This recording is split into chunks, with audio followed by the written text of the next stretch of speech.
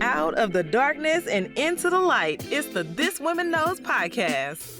Hi, everybody. Welcome back to another episode of the This Woman Knows podcast. I am your host, Lisa N. Alexander. And today we're going to talk about what it is to be female and to have your safety in jeopardy.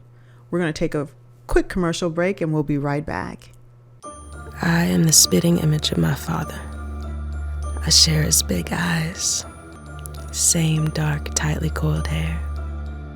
Same wide nose. I am his daughter. And I loved him. And some days... Miss Williams, your father was admitted to ICU last night. Miss Williams, are you there? That's a heavy cross to bear.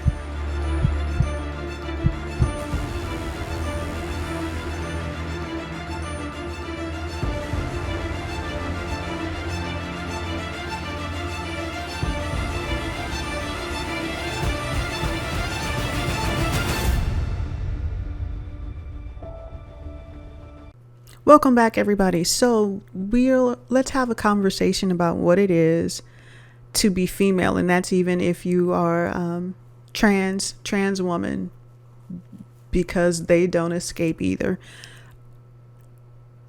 In the news recently was the story of a teenage girl who was killed because she told a boy no. She rejected his advances. And then we know that trans women, especially Black trans women, bear the brunt of a lot of hate and find themselves in some precarious situations that leads to their safety being jeopardized and sometimes killed, injured.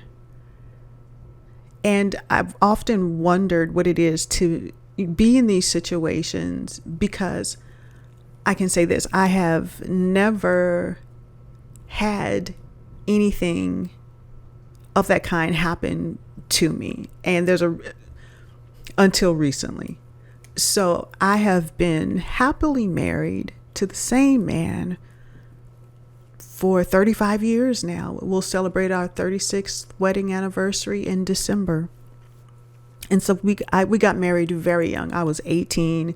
We were high school sweethearts, got married. If I graduated in June, I was married by December.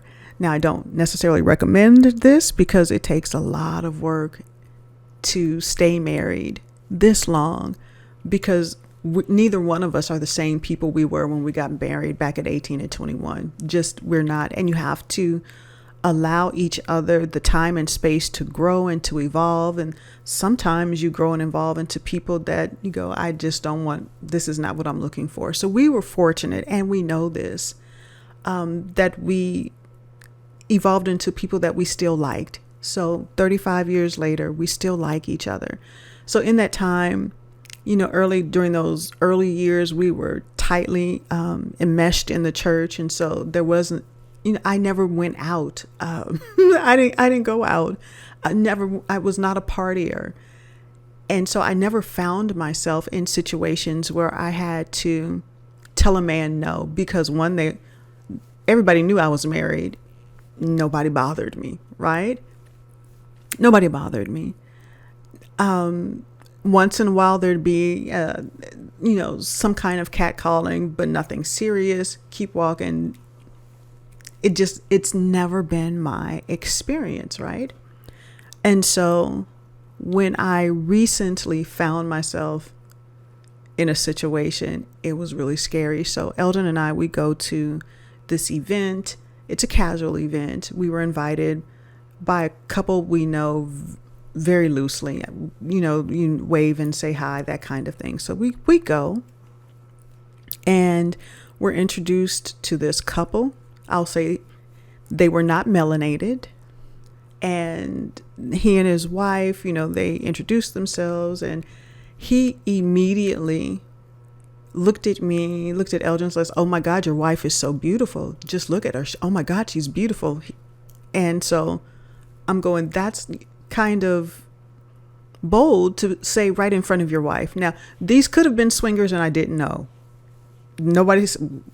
It wasn't that kind of party either. Let me make that real clear. But, people live their lives, all right?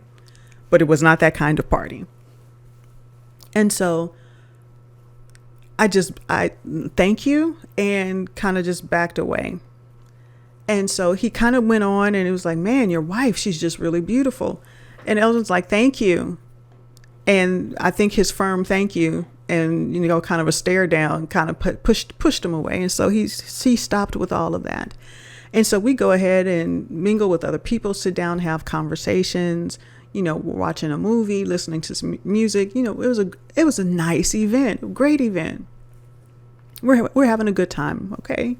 And so at one point my seat becomes uncomfortable and I want to sit up. I want my back supported. And so I noticed that the couple that was sitting in front of the couple we encountered when we first got there had moved. And so I go and sit in the other seat so that I can get comfortable and give my back some relief. Elgin stays where he is and we're all watching the movie on the big screen. It was pretty cool. And it's loud, and so it's hard to hear. It was almost like being in a club. It was very loud and you had to scream. You had to scream to be heard unless you were up in someone's face. So creepy couple is sitting in front of me. I'm sitting minding myself, watching what's going on the screen, and I don't have direct eyesight with Elgin. All right. So his wife gets up and leaves and goes somewhere. She leaves and goes inside the house because this was an outdoor. It was outdoor, indoor party, pool party kind of thing. So the party was inside, party was outside. And so she goes inside and he immediately stands up and gets in my face. Oh my God, you are so beautiful. Your smile, you're just so beautiful. Why, if your husband ever left you, and he should have never left you by yourself. And it got real uncomfortable. It went from 0 to 100 real quick. And he wanted to touch me and he put his hands out and it was just this real creepy experience. And I don't know how to get this man off me or to leave me alone. And I've never found myself in that situation. These are situations I've heard about from, you read online and you hear things and you try to be pleasant so that this man, it's like, okay, how I get you off me, first of all, and where is your wife, second of all? And it's like, I can't catch Elgin's attention. And so he kept gushing.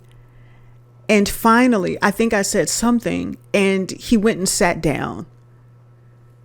And then at that point I got up and I left because I didn't want to be in front of this man anymore. And I wouldn't have put anything past him or to even try something or to become physical, even with his wife there and my husband Elgin in this. I wouldn't have put it past him because he was just that aggressive. And so I came home and I told Elgin what happened. And I said, I didn't know what to do in this space. One, again, because this is new for me. And two, I didn't know how to defend myself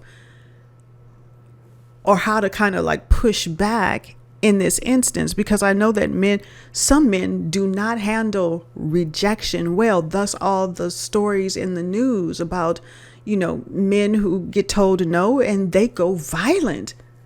They go to the extreme. And so, that's kind of like playing in the back of my head. It's like, you just really don't know. And so I have a couple of friends who are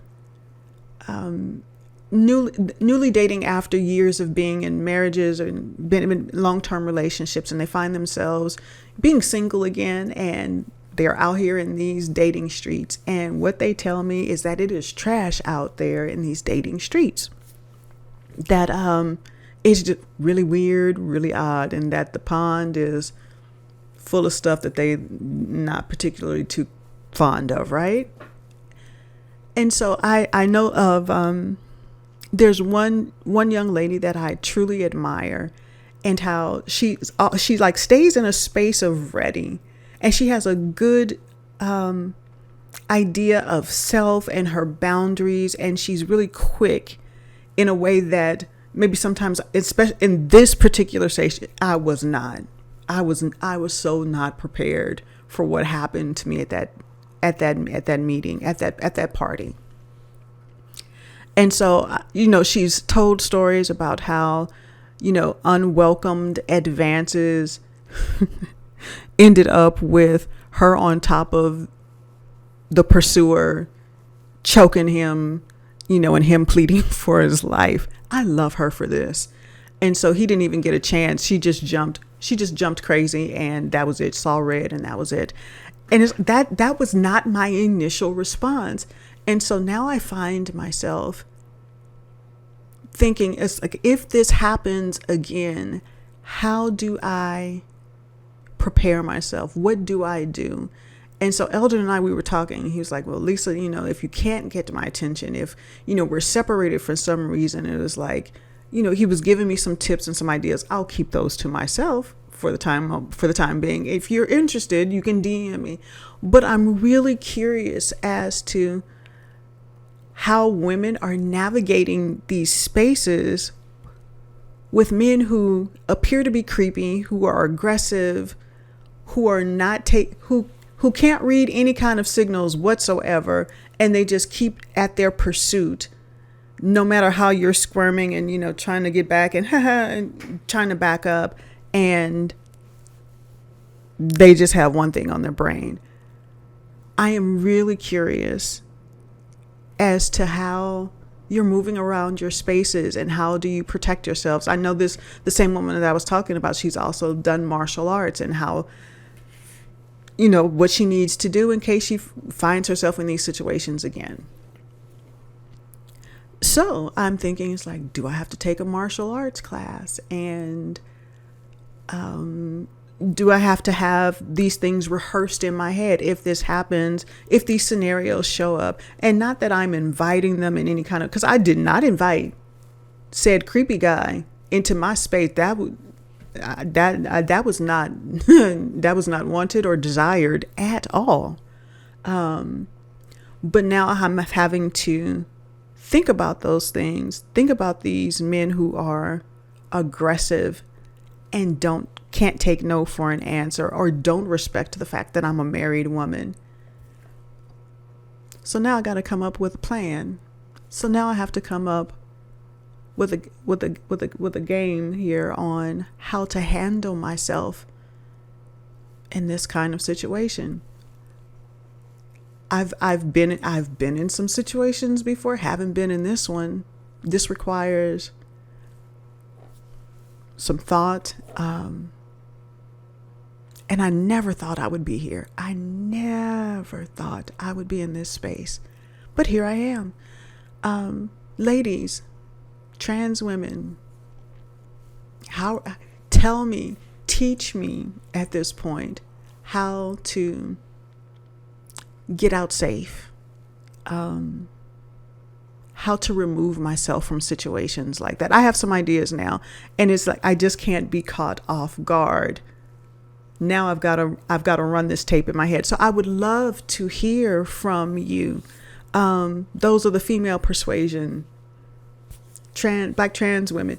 Y'all school a sister and tell, how do I protect myself when I'm out here? Because there'll be times when I'm not with Elgin and I have to take care of business, right? Because I am a business owner, and I will be out a whole lot in the coming year, in 2024, just taking care of the film and doing all the things. How do you suggest that I prepare and I keep this in, that it kind of stays somewhat front of mind, so that I'm not taken aback or, surprised by this behavior and how to handle it. So I would love to hear from you. Feel free to leave comments.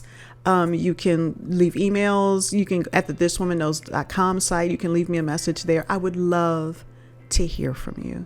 All right, everybody, that's the episode. That's today's show. I hope that you will come back and join us on next week. We've got some great guests lined up. some great shows lined up. So stay tuned and we'll see you next time. Thank you for listening to another episode of This Woman Knows podcast. For show notes, blog posts, guest booking information, and sponsorship opportunities, visit us online at www.thiswomanknows.com today.